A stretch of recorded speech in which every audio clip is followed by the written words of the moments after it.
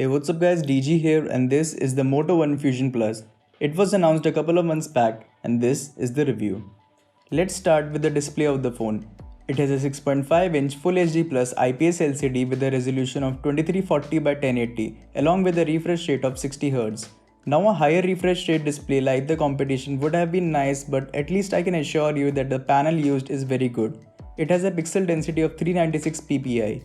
This screen has good viewing angles and it is also HDR10 certified. The front of the phone does not have a punch hole or notch. This helps in providing an immersive viewing experience. The One Fusion Plus also comes under the banner of YouTube signature device. Motorola has positioned all the buttons on the right, which looks cluttered while the left side is bare. There is a fingerprint scanner on the back of the phone embedded within the Motorola logo. On the bottom of the device there is a headphone jack, a Type-C port for charging and data syncing, and a mono speaker. It is fairly loud, although it loses some clarity when the speaker volume is set at 100%. The phone is entirely made up of plastic. There is a pattern present on the back of the device to improve the grip. This is indeed the weakest point of the device, as many phones in this price range offers a glass back which helps them in delivering a premium feel.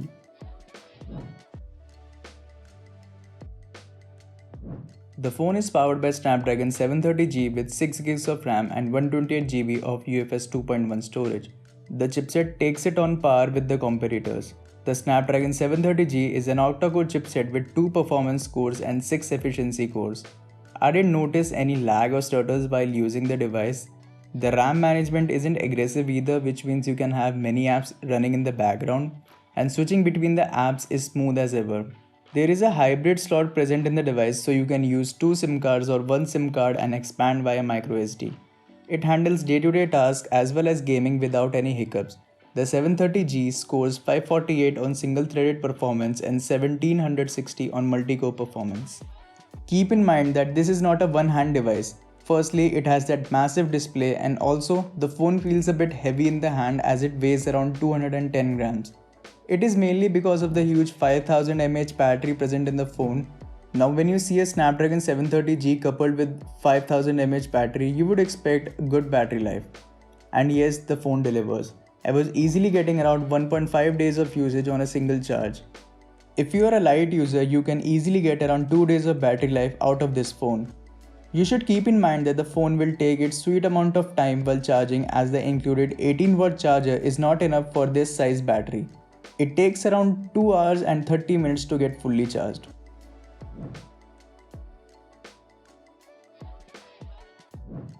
Now let's talk about the cameras. There is a quad camera setup on the back housing a 64 megapixel primary shooter with f1.8 aperture, an 8 megapixel ultra wide angle sensor with f2.2 aperture, a 5 megapixel macro sensor with f2.2 aperture, and a very much useless 2 megapixel depth sensor.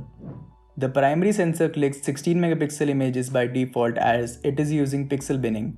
However, you do have the option to click photos at full 64 megapixel.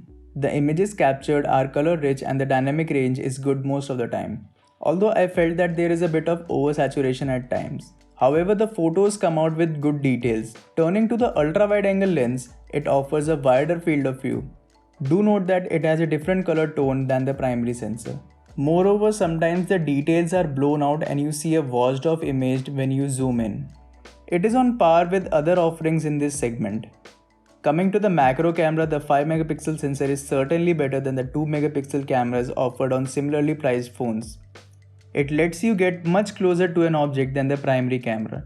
It locks focus quickly. Further, the details are good as per the macro sensor standards. The 16 megapixel selfie shooter is housed in a pop-up camera module. The selfies captured with it have good details and contrast level.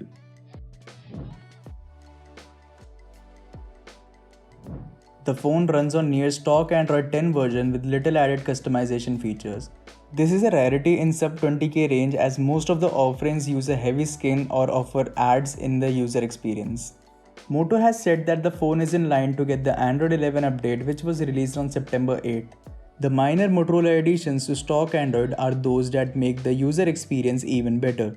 There is the Moto navigation gestures, Moto display, and Moto actions. The Moto display is one of my favorite implementations of always on display. On the lock screen, it shows small icons of apps you have received notifications from. You can hold the icons to check the notification and swipe down to dismiss it. Coming back to Motorola only features, there are other gestures as well. You can use a 3-finger swipe to take screenshots, flip for DND and pick up to silence. The phone is available in two color options, Moonlight White and Twilight Blue, and is priced at 17,499 Indian rupees. The One Fusion Plus marks Motorola's return to form in mid-range segment. It is easy to recommend at this price if you are in a market for a smartphone with excellent battery life, good display and a decent set of cameras. Add the bloatware-free and the ad-free software experience to set of benefits, and the Motorola One Fusion Plus is a no-brainer choice under 18K. So what do you guys think about the Moto One Fusion Plus?